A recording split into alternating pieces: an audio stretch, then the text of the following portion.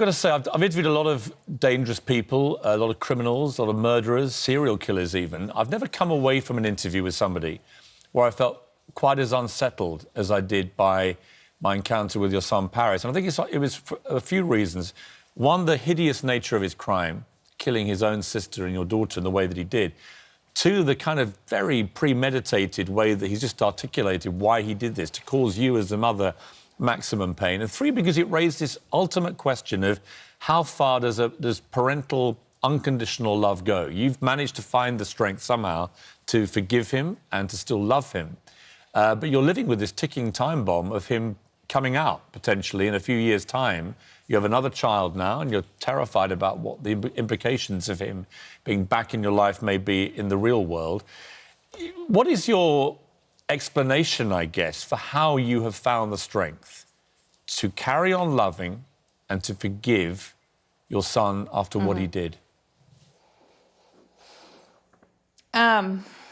Well, I would say that my explanation, there are a couple of reasons for it. One, I think for my own mental health, I had to reach a point where I could forgive him because I could not continue to walk around that angry. Part of it was the fact that since he was so determined to destroy me and make me suffer, I reached a point where I decided I wasn't going to give that to him. It was a means, I think, of taking back my power and control. And then because I know it's hard for people to believe, but I really love my son. And at the time, he was 13 years old. And so I felt like he really needed to have a parent still to help him navigate through the criminal justice system here in America. Before I went... It all comes down to love. Right. I mean, before I went in to see Paris, we had a conversation and you said, he's going to be very charming. I've only seen one clip from the show so far, but I think it's pretty evident in that clip that he certainly has his limits. And surprisingly enough, that was one of the things that made me more able to forgive him, is because when I began to learn what those limits are, it's hard for me anyway to hold something against him that he has no control over. Earlier I was thinking, because I knew that y'all were going to ask me, like, how can you? I have a 6-year-old son who was born with a congenital heart defect. It's a medical condition. I don't walk around hating Phoenix because he has a medical condition. Paris has a mental health condition that is, biological in nature. And so I have to approach it with the same attitude, I guess.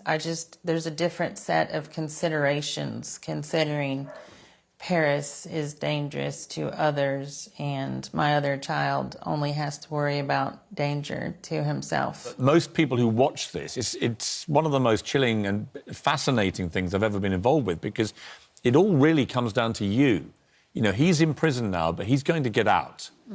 He was a juvenile when he committed it, so he won't have life without parole. He will get out. He may get parole in a few years. And, I did ask you, I guess, what was the really tough question, which is, what will you do if he is actually released? Because he's so smart. He's so calculating. He clearly premeditatedly planned that whole thing before. Would you be able to have him back in your life, or would you simply have to disappear?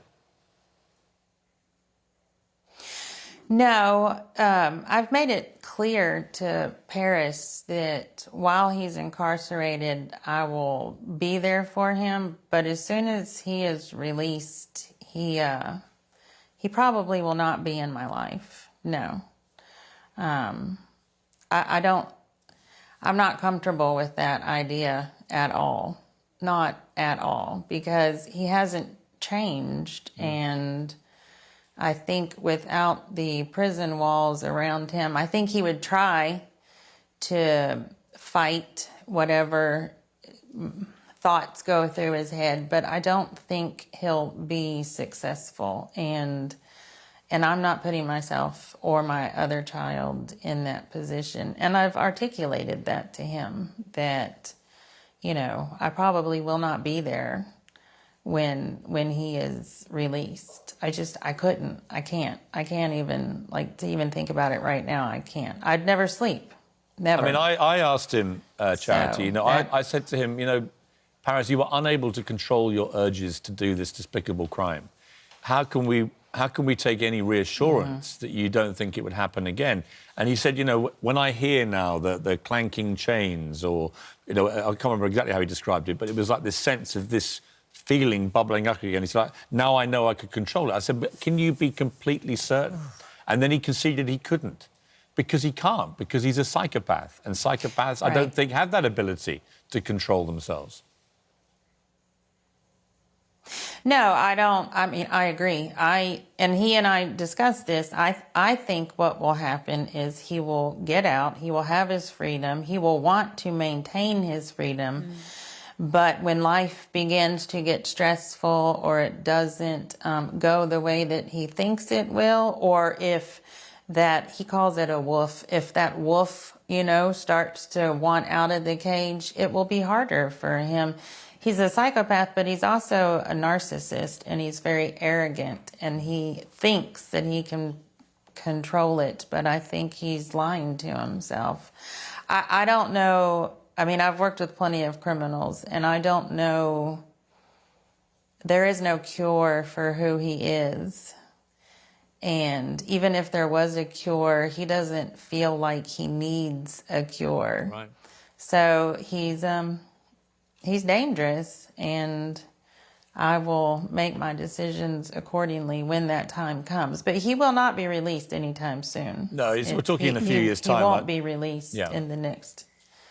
Charity, we're talking like probably 15 years. Yeah. I mean, and probably not before that. But I was so impressed when I met you. You yourself are such an intelligent, articulate person. You've gone through the most unimaginable horror of losing your daughter in those circumstances.